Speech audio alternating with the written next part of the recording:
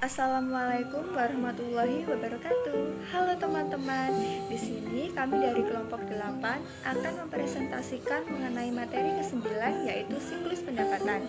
Kami dari kelompok 8 beranggotakan saya sendiri, Dara Fatimah dengan NIM 185221042 dan ditemani oleh dua rekan saya. Silakan.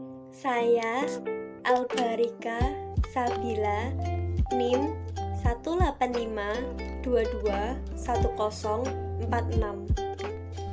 Saya Dina Koyima, NIM 185221048. Halo teman-teman, di sini saya akan menjelaskan mengenai siklus pendapatan. Nah, sebenarnya pengertian siklus pendapatan itu apa sih? Siklus pendapatan adalah rangkaian aktivitas bisnis dan kegiatan pemrosesan informasi terkait yang terus berulang dengan menyediakan barang dan jasa kepada pelanggan dan menagih kas sebagai pembayaran dari penjualan-penjualan tersebut. Dan tujuan utama siklus pendapatan adalah untuk menyediakan produk yang tepat di tempat dan waktu yang tepat dengan harga yang sesuai. Kemudian ada 4 aktivitas dasar bisnis yang dilakukan dalam siklus pendapatan. Yang pertama ada entry pesanan penjualan, dan yang kedua ada pengiriman, dan yang ketiga ada penagihan dan piutang usaha, dan yang keempat ada penagihan kas. Untuk yang pertama, entry pesanan penjualan. Aktivitas entry pesanan penjualan sendiri mencakup 3 tahap. Yang pertama ada mengambil pesanan dari pelanggan, dan yang kedua ada memeriksa dan menyetujui kredit pelanggan, dan yang ketiga ada memeriksa persediaan. Untuk aktivitas bisnis yang kedua adalah pengiriman. Aktivitas dasar kedua dalam siklus pendapatan adalah memenuhi pesanan pelanggan dan mengirimkan barang dagangan yang diinginkan tersebut. Proses ini mencakup ke dalam 2 tahap. Yang pertama ada mengambil dan mengepak pesanan, dan yang kedua ada mengirimkan pesanan tersebut. Untuk aktivitas dasar ketiga dalam siklus pendapatan adalah penagihan dan piutang usaha. Penagihan dan piutang usaha ini melibatkan yang pertama penagihan ke para pelanggan, dan yang kedua ada memelihara data piutang usaha. Selanjutnya, saya akan menjelaskan tentang penagihan kas. Langkah keempat atau langkah terakhir dalam siklus pendapatan adalah penagihan kas yang melibatkan yang pertama, menangani kiriman uang pelanggan, yang kedua, menyimpannya ke bank.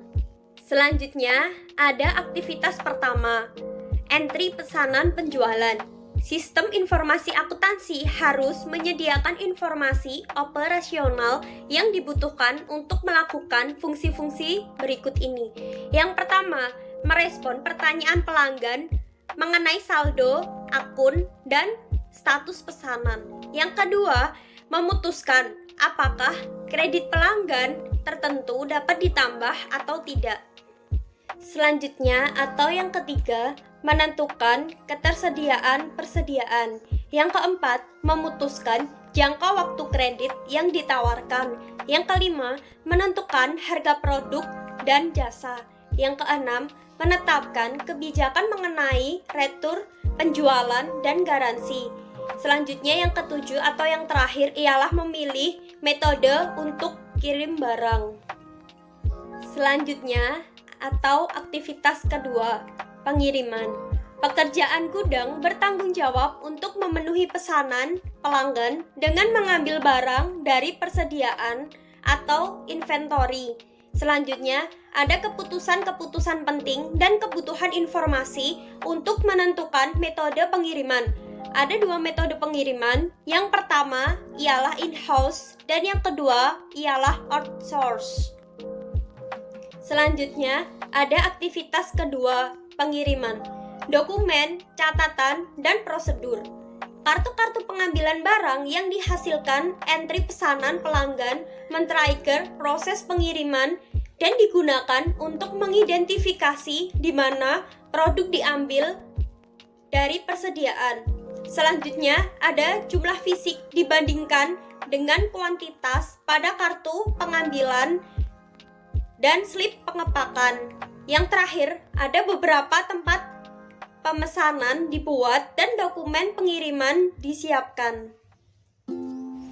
Halo teman-teman, di sini saya akan menjelaskan tentang aktivitas yang ketiga. Aktivitas yang ketiga adalah penagihan dan piutang usaha. Di dalam aktivitas yang ketiga ini ada dua jenis aktivitas. Yang pertama, penagihan kepada pelanggan. Yang kedua adalah memelihara data piutang usaha. Selanjutnya ada keputusan-keputusan dan kebutuhan informasi. Yang pertama yaitu penagihan yang akurat. Penagihan yang akurat sangatlah penting dan membutuhkan informasi mengenai item barang, jumlah yang akan dikirimkan, harga, serta promo-promo khusus setiap bulannya. Yang kedua, adanya tagihan. Tagihan memberitahukan kepada pelanggan jumlah yang harus dibayarkan dan kemana pembayaran harus dilakukan. Yang ketiga, adanya statement bulanan, yaitu merangkum transaksi yang ada dan menginformasikan kepada pelanggan saldo akun saat ini. Yang keempat, adanya memo kredit, yaitu mengotorisasi bagian penagihan untuk mengkredit saldo akun tertentu. Selanjutnya, jenis sistem penagihan. Jenis sistem penagihan ada dua, yaitu pasca penagihan dan pra penagihan. Yang pertama, pasca penagihan. Dalam sistem pasca penagihan, faktur dipersiapkan setelah konfirmasi bahwa barang telah dikirim. Yang kedua, dalam sistem pra penagihan, faktur dipersiapkan segera setelah pesanan disetujui. Yang keempat adalah aktivitas penagihan kas. Dua bagian yang terlibat dalam aktivitas ini adalah yang pertama kasir, yang kedua adalah fungsi piutang dagang. Di dalamnya terdapat dokumen, catatan, dan juga prosedur. Yang pertama, cek diterima dan dikirim atau disimpan. Yang kedua, daftar pengiriman uang dipersiapkan dan juga dimaksudkan sesuai dengan data pelanggan, nomor faktur, dan juga jumlah setiap pembayaran. Yang ketiga, sistem melakukan sejumlah pemeriksaan untuk melakukan verifikasi dan validasi entry data. Tujuan pengendalian. Di dalam siklus pendapatan, sistem informasi akuntansi yang didesain dengan baik harus menyediakan pengendalian yang memadai untuk memastikan bahwa tujuan-tujuan berikut ini bisa dicapai dengan: 1. Semua transaksi telah diotorisasikan dengan benar. Yang kedua, semua transaksi dicatat adalah valid dan benar. Yang ketiga, semua transaksi yang valid dan disahkan telah dicapai. Yang keempat, semua transaksi dicatat dengan akurat. Yang kelima, aset seperti kas, persediaan, dan data dijaga dari kehilangan ataupun pencurian. Yang keenam adalah aktivitas bisnis dilaksanakan secara efisien dan efektif. Sekian video presentasi dari kelompok kami. Kurang lebihnya mohon maaf. Semoga bermanfaat. Wassalamualaikum warahmatullahi wabarakatuh.